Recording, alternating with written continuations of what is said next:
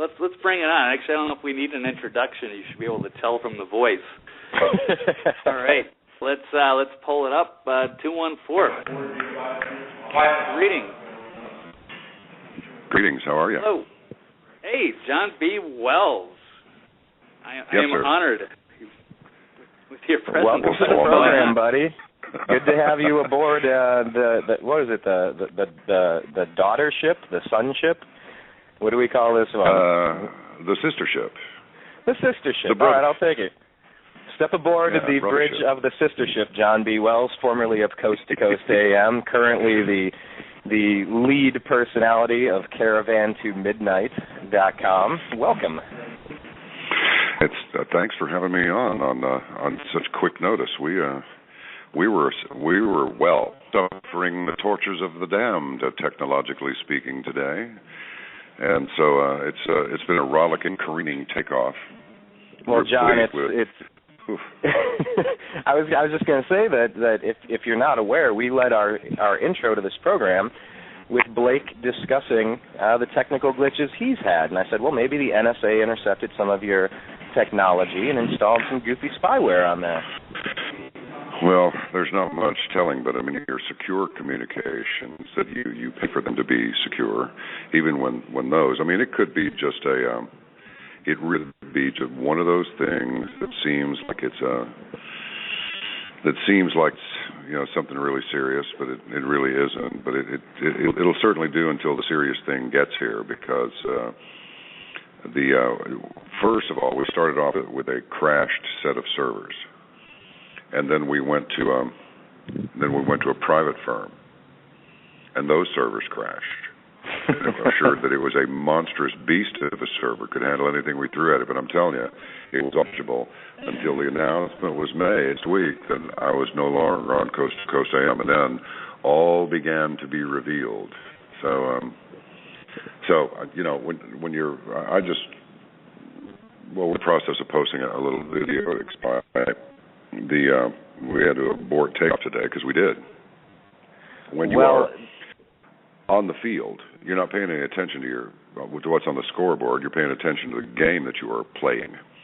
And when it was revealed to me that the listening audience on Saturday nights was equal to, in many cases, greater than the sum of the listeners in number Monday through Friday, we were met with the tsunami of people want to join Caravan to Midnight.com. I mean, it was absolutely over the top. We just the servers just have not been able to handle it. Hundreds of thousands of hits on the website, and thousands of people signing up for memberships, and it's just extraordinary. And we were so inspired and so humbled. But then came the technological glitches, and so here we are in that perfect little storm. And we'll have it sorted soon, but it's not sorted today. Well, John, you kind of talk about the tsunami of interest because, yes, in what was it, maybe about 2 years you were on Coast to Coast, correct? Yes, just a little over 2 years. I came on for the first. Well, I've been doing it just as a part-time drop-in guest host since December '05, and then nothing happened in '06 or '07. And then I came back on in '08 and got to interview Ray Bradbury in October of '08. Might have been earlier, might have been June. I thought it was October, but anyway. But then in 2009, a few more programs, and then in 2010, quite a few more. Very little activity in '09, but a few in 2010, and then a pretty good number of them in 2011. And at the end of 2011, they said you could take over Saturday night. So I did on January 12th, and that went until the 25th of January 2015. When I was relieved of command of the Saturday night flight. And I was planning to do Caravan to Midnight.com anyway, right, just so I could do more, but absent any additional slots on Coast. But then when the announcement was made that I wasn't on the program anymore, here came the list. Golly, it's amazing. Well, John, you've been on for about 2 years, and it didn't take long before a lot of people took notice of the different personality, the different topics, the different insight and intensity and entertainment value that you were bringing to the table, and you did quickly become a very popular radio host, and I think that's right around the time. It was shortly thereafter. I'd have to go back in the archive at the New American Media, but we reached out to you shortly after you started and said, hey, digging this new voice on Coast, who is this guy? And you've been on our program for about 1.5 years or 2 years now as well. So it's no surprise to me that you were flooded with the tsunami of interest, the hundreds of thousands of people saying, hey, where's John B. going? I want to follow.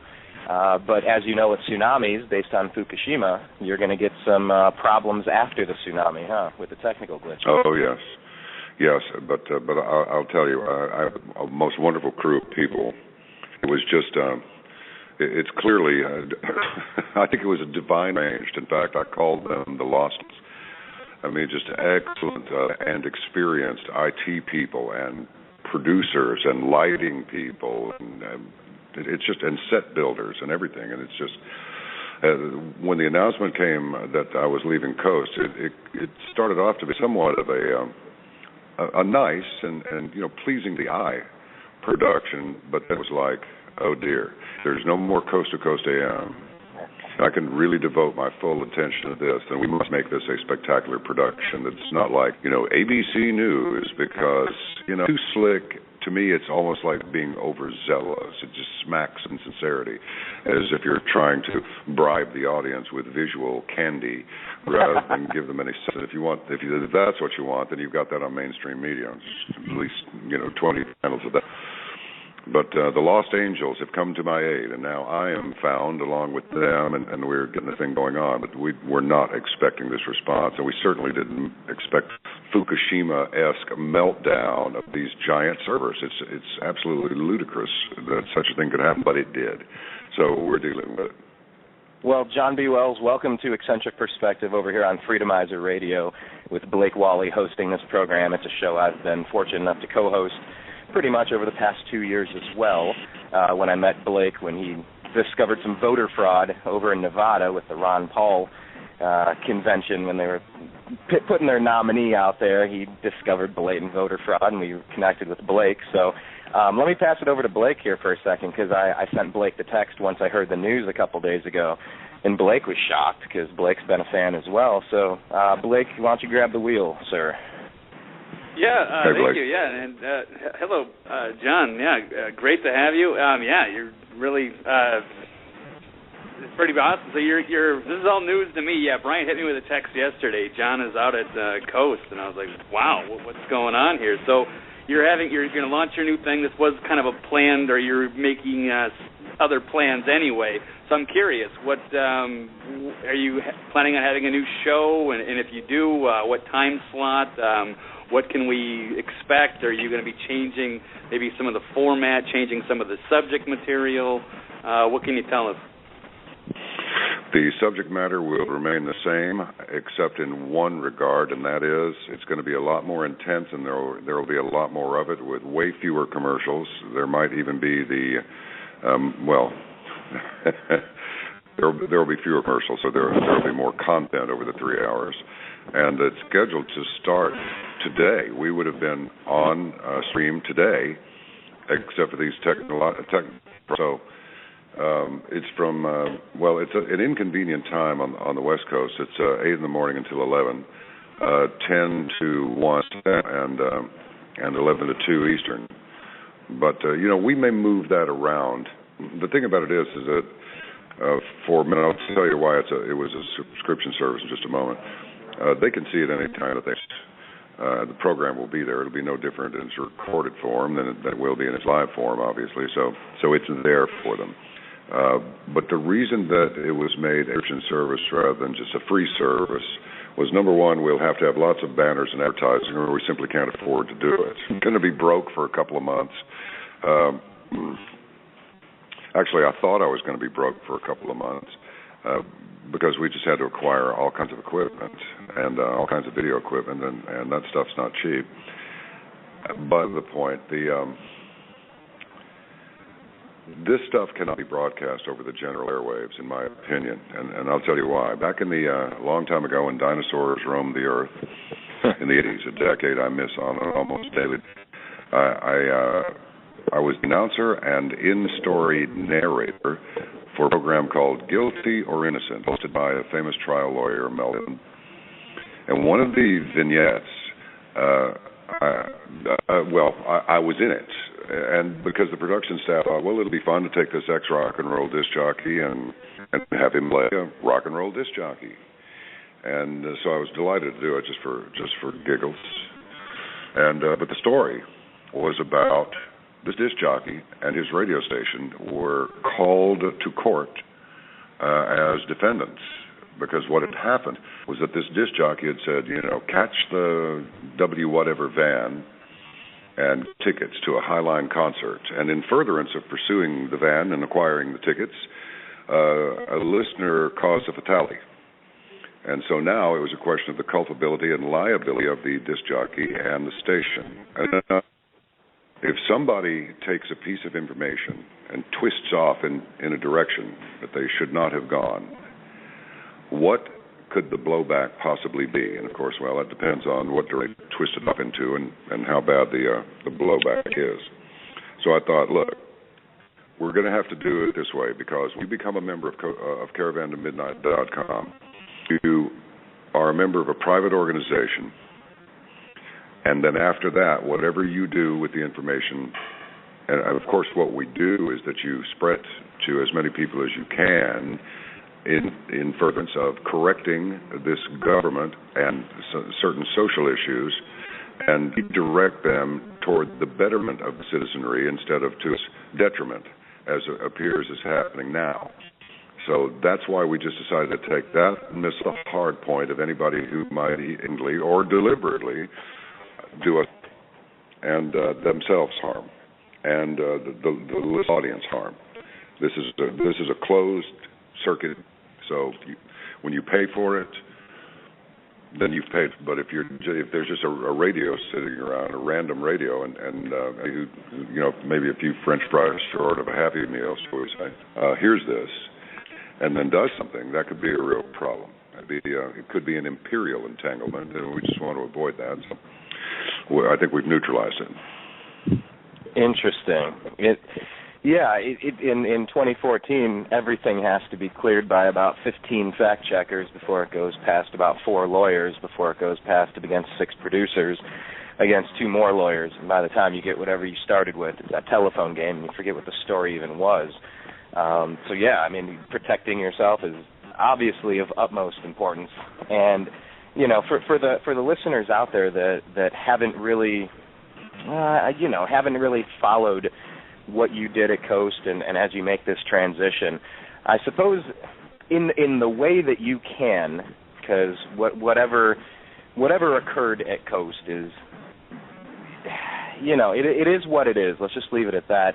But what can you describe to us about the process, about how you got word that you were now going to have some more time to spend on Caravan to Midnight? What do you think was behind it? And maybe just speak to the new media, the new American media, as it were, but the rise of independent journalism in general. Well, first of all, I don't mind telling you this at all, although I'm not sure it serves anything to reveal the greasy, grunty details. But the news came to me in the form of a phone call on Tuesday, I think the 28th. And it was the High Priestess Premier, and nice. And she expressed her regret at having to make the call, but wanted to do it personally rather than delegate to it. She told me that she liked my work very much, and she was sure that there were other outlets that where whatever I have to bring to the party might be appreciated and so forth. But it was the word conservative political talk show. Now, I don't know where they got the idea that I had turned the program into a political talk show of the right-wing variety. Probably not the case. I mean, maybe somebody interpreted it that way, but I've made it clear that I find the so-called left and the so-called right equally useless as far as Congress is concerned. I've stated repeatedly, I believe 90% of the members of Congress should be removed permanently, voted out, and never allowed back in politics. I resent the fact that for the first time in this country, the majority of the members in Congress are millionaires and not beforehand. So what does this tell us? And but I find that I have always somewhat liberal behavior and somewhat conservative politics, so that politically and the equivocation between that and the legal system would give you a spirit of the law as well as the letter of it. Between the spirit of the law and the letter of the law, maybe in there somewhere justice can be found. And so, politically speaking, I don't care if it's a Republican or a Democrat. John Kennedy was to the right of Nixon, and yet he was a Democrat. The Democrats have always claimed to have been the champions of the working, but as you can see, they soak the working man. I mean, it's just unbelievable to me to go out there and say, we support working people, and just enact one piece of legislation after another that separates them from their money through taxes. So, and then on the other hand, the Republicans, they're just, to me, they're impotent. It's ridiculous.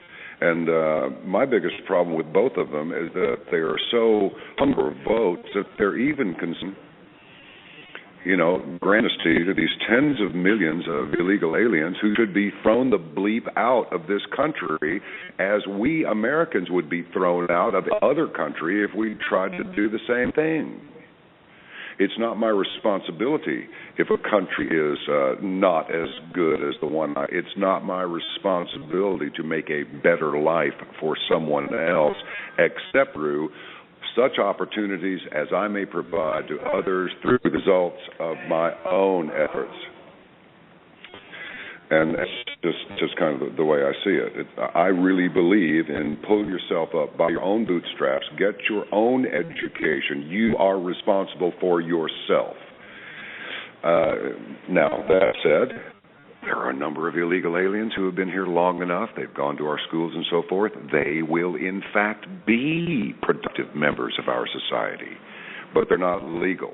And to have some jerk come up and say, who is this character, this Jay, whatever his name is, the new DHS replacement for Napolitano, says, illegal aliens have earned the be citizens. It's like, if that's not an oxymoron, I'll pay for lying. How can an illegal alien have earned the right to be a citizen?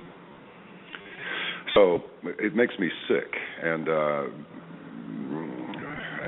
that's my political stuff, and the Republicans are behind it as much as the Democrats are. So that therein lies my complaint, that they are equally useless. They're in it for themselves. They don't give a damn about the citizenry. They're in it for themselves. Go ahead. Sorry. Oh, no, I think it's a lot of good points. So you're saying you don't think it's a good idea to just give blanket amnesty and give them voting rights? I do not believe any of that. I don't believe in driver's licenses. If they want to apply for an international driver's license, they can do that, but that's only after they've passed the requirements for a driver's license in their own country. Look, even Disneyland charges the price of admission. This is not Disneyland. This country is being treated like a whore, that you just use it and then discard it. And I don't like it. Too many of my relatives, too many of my friends, many of my associates and acquaintances have lost limbs and lives under the auspices of defending American freedom. And it's bollocks. It's a lie. It's the worst kind of lie, because it costs lives. Even if they live, their lives are destroyed. And I don't like it. And some people in government or elsewhere, backed up by the muscle arm of government, which would be the security services, if they don't like it, well, on a long enough timeline, as Tyler Durden said, everybody's survival rate is 0. So I'm going to continue to complain and bring this to the attention of the American people as I can, until I can no longer do it, because I've been removed from the planet, which would be an extraordinarily stupid thing to do, because I'll just say this: security is a thing you have that no one knows you have. And my security is in the form of people, many, who do not know each other, but who know me and who know what action to take if something happens to me, as was attempted on Guerrero. Came on Coast to Coast one Saturday night and talked about this unusual transfer of nuclear weapons from Air Force Base to South Carolina. Days after that, an attempt was made on his life in the form of some very sophisticated car tampering. He was scheduled to come on the Caravan to midnight today, but we just couldn't make it happen because to support the program right now, they just won't. So they're putting in a chain of servers so that this will not happen again. And I have a message being posted up onto social media now just explaining what's going on, and hopefully everybody will be all right with that, because it's not because we were slacking or overslept. It's just because we started breaking hard. And then we started getting some communications interference. As I say, cell phones, landlines, computer operations, everything. It's unbelievable. So it's either one hell of a coincidence or it was deliberate. So car we're going tampering, around it. huh? We're going to. Well, yep. You mentioned car tampering. I think you were on one of our Agree to Disagree programs, and we discussed Michael Hastings. Oh, yes. I mean, for the listeners out there not familiar, you care to remind them of that case and let them have a chance to ponder if journalists are literally and figuratively both under attack in this country in 2014? Oh, they are. In fact, anyone who opposes this new world order is in the crosshairs now. You see in the last week, 3 highline bankers in different parts of the world have been removed from the planet by what they're calling suicide. I mean, it's unbelievable. One was hanging. One fell from the top of their office building. I can't remember what happened to the third one, but in any case, they're dead. Michael Hastings was about to release. He's the fellow who brought down McChrystal. His association with, he was an embedded journalist. He wrote a report. It was published in Rolling Stone magazine. McChrystal was fired, and this propelled Michael Hastings, young guy. I think he was only 30. Into the limelight. His credibility was elevated to a spectacular level. And if you look at the second piece of video, you'll see that wasn't a car crash. Oh, there's the primary charge. Boo! Oh, that's the gas tank. Wow, that's the main charge. That was a bomb. And that's what it was. It was a bomb. That wasn't a car crash. It was a car crash caused by a bomb. And then there was Philip Marshall, who was on before a couple of times. He wrote the book The Big Bamboozle. He worked with Barry Seal on the whole Iran-Contra thing. He wasn't running guns down there. He was running ammunition down there, and they would bring back the payment, which was from a blow, otherwise known as cocaine. And then we had Robert Tosh Plumlee come on, who was a pilot back in those days, and I said, what happened to all that cocaine? He said, well, it comes back into storage facilities. I said, and then what? He goes, well, then it's stolen. It's dropped off the scope. Marshall, we are expected to believe that Philip Marshall killed his 14-year-old daughter, 17-year-old son, his Shih Tzu dog, and himself. And nobody that knows, including me, ever got any idea that he was capable of such. He was as steady a guy as you'd ever want to meet. So that's Philip Marshall, Michael Hastings, and then Dr. Jim Garrow that took him to. But they failed, and this was, this is not some made-up thing. The RCMP, the Royal Canadian Mounted Police, investigated it, and I talked with Jim earlier today, just say, Jim, we're not going to make it today. He said, doesn't matter. Just tell me when, and I'm on. I said, you got it. I'll be back in touch. The RCMP have actually made a film of this sophisticated tampering with his car to use in future training exercise by way of detection. So there's some serious cats out there, and they want people like me and you and anybody who opposes them. They want them either silenced or removed and neutralized. That's where we are now. People had better wake up. The most appalling video, I just saw the most appalling video of a man who was, apparently he was running away in his car, speeding away from them, 30 police cars.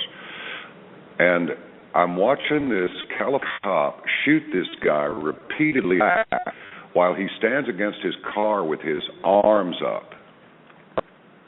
To me, this is the most sickening kind of brutality. It's just a taste of what's to come if we don't get on this quick. This is 1933 Germany, and we are all Jews. Now, if that's too strong for some, I'll apologize. We're going to figure out that it will make no difference color, creed, or anything else. We're all going to be treated equally poorly if we don't get a hand of these so-called authorities. I don't know what these guys think they're doing. I don't know what they're gearing up for, but they are ruthless and they are and you better remember it. Wow, yeah, I'm a done. lot of good.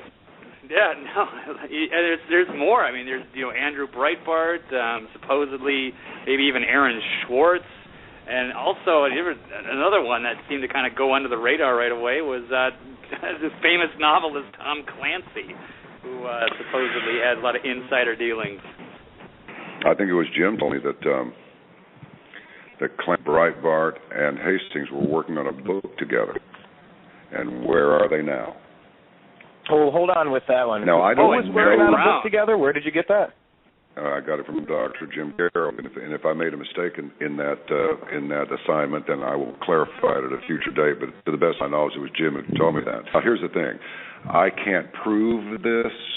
I repeat, I cannot prove this. I was not in the room with those three men myself. But this is what I was told by a person I consider to be an extremely credible source. So there you go.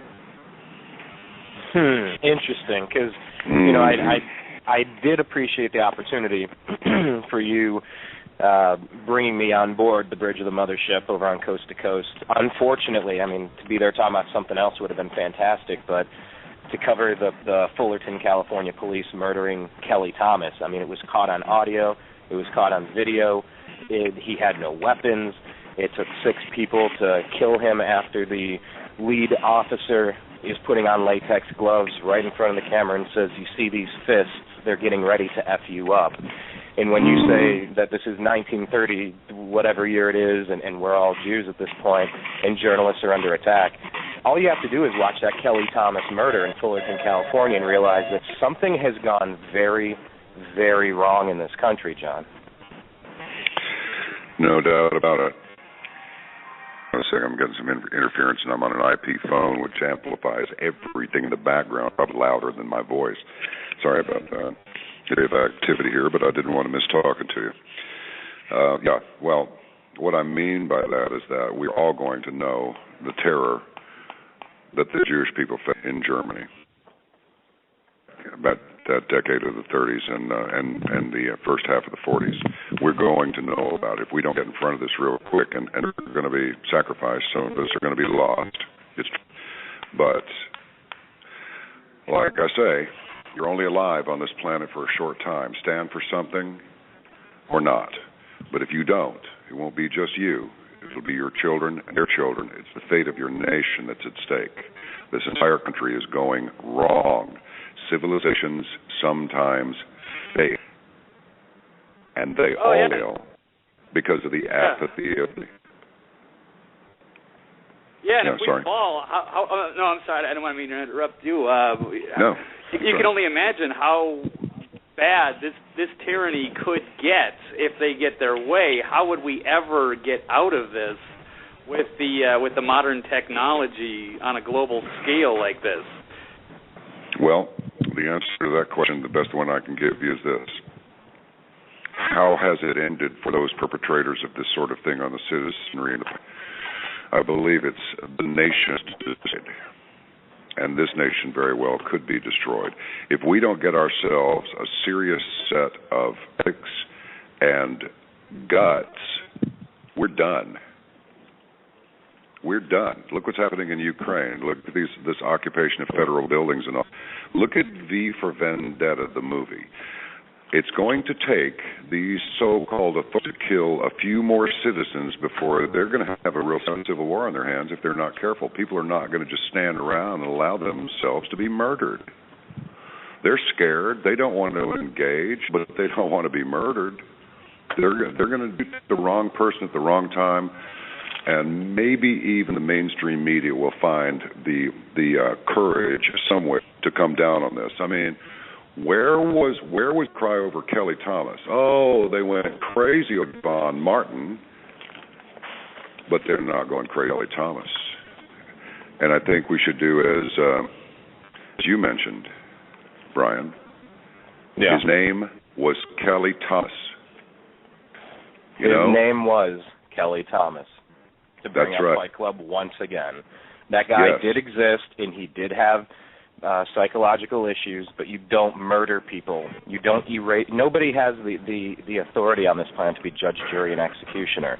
And more it seems like this is being done covertly, whether it's the president's kill list, whether it's if something happened to Breitbart or Hastings, or go down the long list of other people that have mysteriously been erased, the bankers that have been suicided, perhaps, and it's really through the looking glass at this point where a selected, pre-screened version of the air quote truth is what's allowed in the public discourse. I was wondering if you happen to catch the Super Bowl moment where the gentleman came on stage, I believe it was at the MVP ceremony, and called for a 9/11 investigation, and he claimed that it was an inside job committed by people and forces inside of government, where you saw it on display where you literally have to steal a microphone to try to raise awareness of something important, and that was looking deeper into the attacks, the murders on 9/11. Did you happen to catch that one?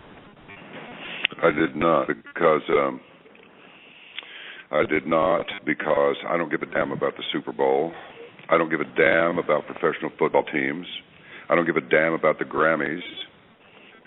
And that's just how it is. I applaud this person for doing this, but no, I would not waste a moment of my time on that drivel. That's just an avenue to attract people to be fed more eye candy and mind candy when they ought to be reading their history and getting a sense of how much blood and guts it took for them to be able to sit on their type 2 derrieres, because they won't correct their diets, they won't exercise, they won't improve themselves.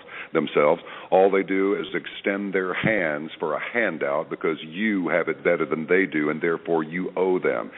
When, gentle, did I need turn into you owe me? Yeah, I'm mad. Since we started voting for it. I'm sorry, I didn't mean to interrupt. I'm sorry. Go ahead. Oh, Blake, you go.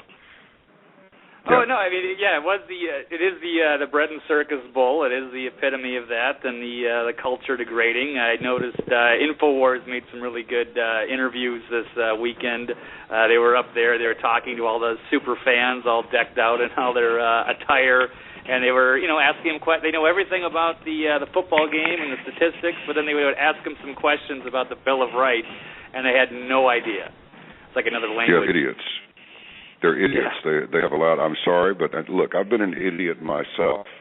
Remember Bluto in Animal House when he told somebody, "You screwed up, you trusted me." Well, that's what I did. I screwed up, and I trusted our government. I believe they said. I thought Vietnam was a legitimate struggle against communism, and it was, and it was just a mechanism to make money. Do you think it gives me any pleasure to suggest to somebody who was in that conflict, had to go through that, slogging through that nasty stuff over there, to tell them that you were over there for nothing? You were over there at the best corporations and banks that needed you over there so they could make war profits, because that's all it was. How about that little guy and that little Vietnamese guy that was just distraught and crying and saying, "Ask Nixon what I did to him for him to do this to me. My daughter was over there feeding the pig, and a bomb came down and killed her, and the pig survived. Ask Nixon what I did to deserve this." Where is the humanity in this world anymore? Where is it? And we're talking about Vietnam. What was that, 40 years ago nearly? Well, and we were just talking about 9/11, which was a little over a decade ago. And some people still feel passionately enough where they grab the microphone at the Super Bowl to bring it up. And it reminds me of this George Orwell quote from the from the book, later turned into a movie, 1984. So long as the proles, continued to work and breed, their other activities were without importance. Left to themselves, like cattle turned loose upon the plains of Argentina, they had reverted to a style of life that appeared to be natural to them, a sort of ancestral pattern. Heavy physical work, the care of home and children, petty quarrels with neighbors, films, football, beer, and above all, gambling filled up the horizon of their minds. To keep them in control was not difficult. How distracted are we, John? Well, I'll go to Edward R. Murrow, and a nation of sheep will beget a gut of wolves and everything that goes with it. So, yeah, Orwell was correct. So was Huxley. So was Wells. This is the way it will go. The soft chair of our American dream has not made us more fit. It has made us less fit. In fact, because there is no limit to the laziness of human beings, now we're not satisfied just to sit. Now we must lie down. So that's all I can say about that. Yeah, it reminds me like just with old America. Like if the British had won, I wonder if we would have, gun. There would be no such thing as the Second Amendment, and who knows if we would have the First Amendment, private property, Fourth Amendment. You could just imagine where we would go, and then what would happen. Yeah, if they bring that in again today, with all the the modern police state and technology, how would we ever get back to that taste of freedom again if we were to lose, if we fail this time around? We're in for a beating. We're going to get it from China. China's a problem. China's looking at $23 trillion in potentially bets. 24 or 23. Let's see, $23 trillion in bad loans to us. Now, how exactly do we think they're going to react to that? And let's just take a side trip over to Solzhenitsyn and his Gulag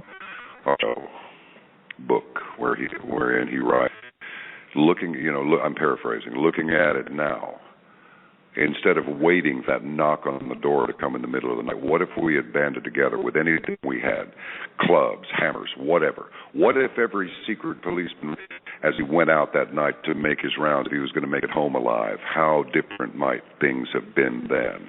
But instead, the entire Soviet Union, or whatever, the Union of Socialist Republics, following in the footsteps of Adolf bleeping Hitler and his National Socialist Workers' Party, and these dumb Americans just sit around going, well, maybe we should try socialism. I mean, well, you're going to have to be high gross domestic product to produce enough of other people's money to be able to feed those and support them in the lifestyle they think they're entitled to.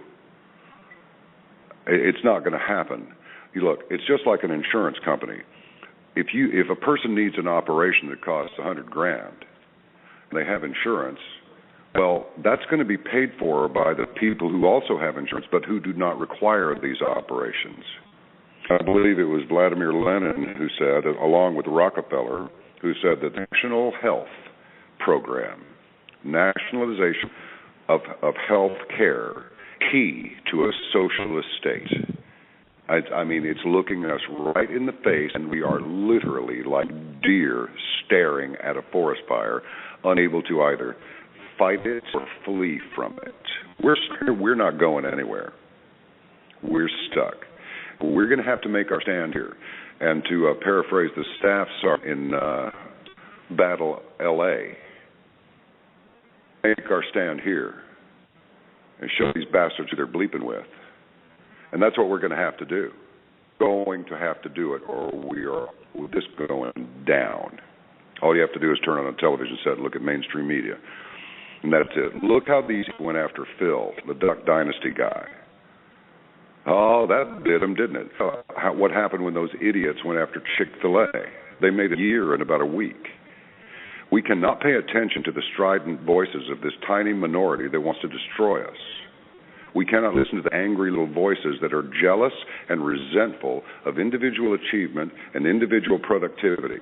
We need to quarantine these fools, and once they're quarantined, ignore them. And if that means that we have to quarantine a state and do no business with it until they change their way, then that's what we do. If we want this mainstream media to become more responsible, we attack them by the countless millions, and we say, change the way you do business, or we will cut all of your sponsors. And your business, you'll go the same way that CNN has gone and the way that MSNBC will go as well. If it weren't for Microsoft, most people don't know that's a Microsoft National Broadcasting Corporation. That's a consortium between those two companies.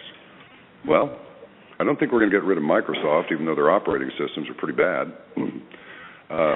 They've been supplanted by, I would dump them and go with Linux unless I had a specialized program that I needed. Much better security and everything else. If you want something to go away, gentlemen, just stop buying it, and it will go away. But as long as it will remain. That's about all I got. You're right. Yeah. No, yeah. These the press, they're kind of like the politicians, and they're in it for themselves, or they have to kind of toe the company line and do whatever their editors say if they want to keep their job and make the big money. You get a few people like Amber Lyon, who's great and was willing to break with that. But that's kind of a scary development. But they're losing their viewers pretty quickly too, so people aren't taking them seriously anymore, and that's at least a positive sign. But they'll always find somebody who's willing to sell out for themselves and to get the fame and the big time slot on MSNBC or what have you. Well, it's just sort of like that fiction in Blade Runner. The big shots live way up in their high rises, and while the people who just suffer on the streets, they're immune because they live up there. They don't have to deal with that. It's just like when the cloisters were built in New York City. They thought it was quite picturesque to look down upon the. That's why they were built there. Hey, John, let me ask you a question. You just mentioned Blade Runner. And I got a heck of a coincidence because I happen to have Tessa here who would like to ask you a question. She is the ex-wife of Philip K. Dick. What? Yeah. Wow. No, I have her. She's on hold. Do you mind if I bring her up here and she can ask you a question? Please do. I would be honored to speak with her. All right, let me get her up. Hey, Tessa, how are you? Hello. Hello. I know the honor is mine. I've been listening to John Wells, even though I was mostly boycotting Coast to Coast. I'm tired of psychics who channel aliens. Well, just between ourselves, shadow bunnies have not been the focus of my interest. It was a pleasure to have that. It was a pleasure to have that forum to be able to reach out and discuss other ideas, and that's precisely what happened. I was actually led to be on the program through a series of impossible. Could never have arranged them myself, and it just seems like so much of that whole experience for me was written, as say, and apparently these topics discussed on just one night generated so much interest that it produced resentment and some blowback from those in power directed toward me. So yeah, I'm with you. They boycotted me now, so I guess we're even, right? Well, I will be joining Caravan to midnight. I just couldn't find the time over the weekend, and I just heard about it the other day. Well, I appreciate that. We had hoped to go up on the internet today, but and in fact, I just got a text message from my office, and the content of the message is this: yes, someone is definitely messing with us big time. Oh, they do that to the Hagmans as well. I think that's where I heard about your new network. Yes, I like those fellows a lot. It was a great pleasure to be able to speak with them. And I am a great admirer of Mr. Dick's work. I only wish that I could have spoken with him. Yeah, it's a shame. The circumstances of his death were odd, to say the least. But nothing can be done about it now. I know. Well, that's the way it is for us humans in our fragile condition here. We must do all we can, as well as we can, for as long as we can before we have to depart. And as it says in Scripture, your days are numbered like the hairs on your head. And some cynic will come along and say, well, aren't hairs like replaced as others like fall out? It's like, yeah, and that even adds more to the complexity, doesn't it? So I'm sorry if I sound a little edgy today, guys, but I just witnessed this video of these cops just executing this guy out in California, and I'm just, it really upset me. I'm not squeamish about another one, cleaning it. No, just the same guy, just cleaning a fish, or if I'm hungry, I'll. No, not him. This is another guy. Oh, well, I don't have television for obvious reasons. It's mind control. Oh, yes. But I turned off the radio to listen to Blake. Another one. Yeah. Yeah, I'm always having my issues here. They don't hire people who are intelligent and psychologically balanced. I know it. Not anymore. That's the thing. Yeah. And that's why people like the gentleman on the other end of this phone line and myself, we're pariahs now. And we're going to have to do, as I say, as much as we can for the time that's allotted to it to do it, because at some point, if things go much farther down the road that we're traveling now, we will be unable to put this information out, at least not from this country. And it may not be easy to leave it. Yeah. Well, I guess I better get a no-code ham license. Although if I have a license, they can find me. Mm-hmm. Well, the massiveness of the surveillance state now defies all imagination.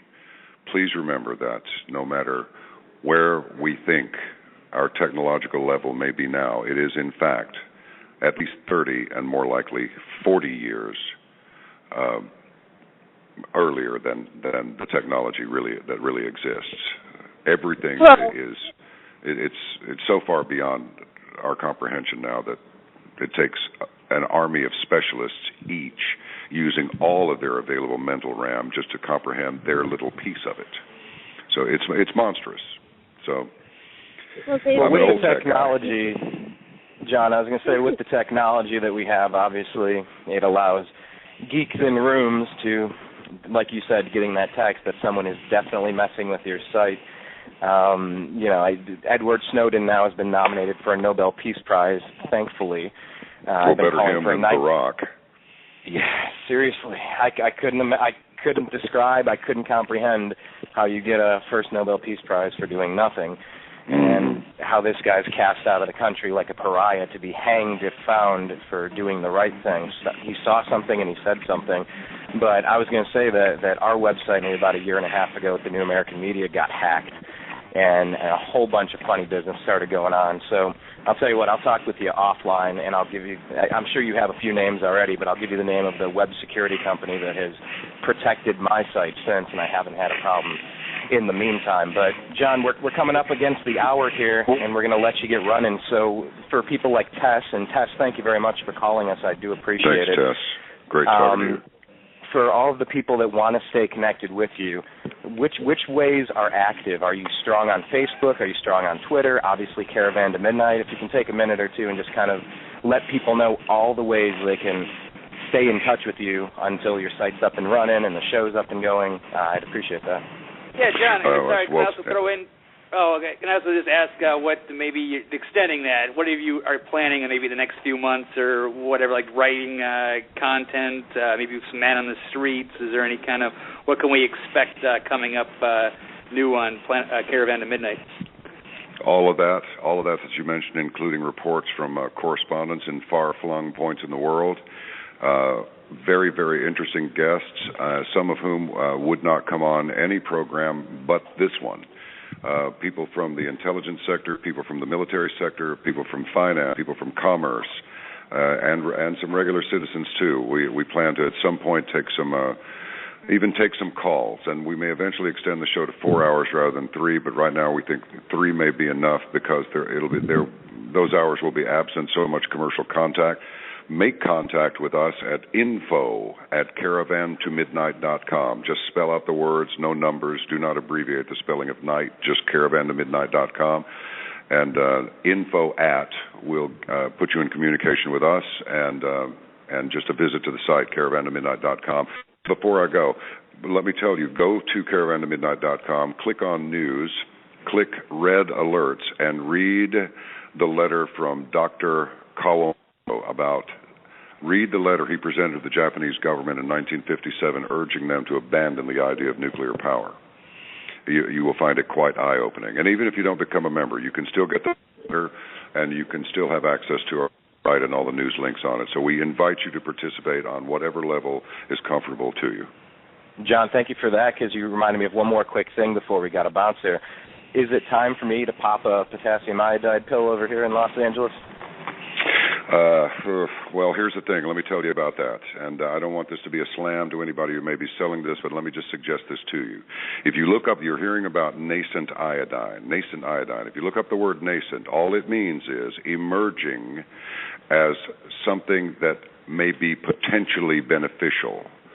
Iodine is something that you need in your diet. So people who are taking this may feel better because they're probably iodine deficient to begin with. That's why they began adding iodine to salt, because we weren't getting enough. That's why when I was a kid, every once in a while you'd see an older person, almost always, with a big goiter on their neck, a big lump on their neck. Well, your thyroid will only accept a certain amount of iodine. Potassium iodide will only protect your thyroid, but it will not protect your gut nor your lungs from the ingestion of cesium-137. Fukushima is an ongoing disaster. I would advise being very careful about the wines you drink from that portion of the world after the harvest in 2012. I would put the kibosh on Pacific seafood. I would put the kibosh on anything that comes from that part of the world, and I recommend that you avail yourself of some of the defensive and otherwise countermeasures that are available on our website at God Almighty, I keep saying Coast to Coast AM. I'm still stuck in that mode, man. I can't believe it's. I think I've said Coast to Coast AM more since I left the program when I'm not on the air than I ever did, in the whole 6 or 7 years I was affiliated with the program. But we've got some good products on caravantomidnight.com, and all we do with the money is we use it and we buy more and make those available to people. So come see us and we'll sort you out. Okay. All right. Yeah, no, great stuff, John. Sounds like you got an exciting adventure ahead of you, and you've already got the attention of the powers that be, so it'll be interesting. But I'm excited for you and to see how this all develops. So, and thank you so much for being here. Well, thank you so much, and I'd like to have you fellas come on the program at some point in the near future. Okay. Done and done. Great. All right. All right, John, take care. Well, thank you very much, John. Best of luck to your new endeavor. No door closes without another one opening. Transitions, like you said, seem to be written into the operating manual of our life in advance, and it's weird. You look back, and I can speak from personal experience. Everything that's fallen apart for me has led to somewhere else that I've needed to be. So, best of luck on your new journey. And we will be, we'll stay in touch. We'll stay in touch in the meantime. So best of luck. You take care, John. Appreciate your time. Very good. May God bless us all. All right, everybody. That was John B. Wells. Yes. Fun. A little bit of a Monday surprise, not an October surprise, but a Monday surprise. Not too shabby. Well, I'll tell you what. Yeah, absolutely. Great stuff. Yeah, and thanks for calling in, Tess. Certainly appreciate that. It is time right now to take a break, so let's go ahead and do that.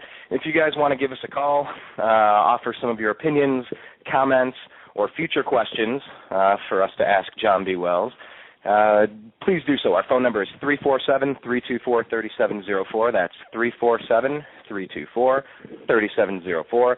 At this point, you should just have that written down or saved in your cell phone so you can pop in and give us a holler when you have something interesting to say or a question you need clarified on. But, yeah, we definitely have to take these breaks right now, and we'll be right back on the other side. My name is Brian Engelman, sitting in the shotgun seat with Blake the Eccentric Perspective on Freedomizer Radio.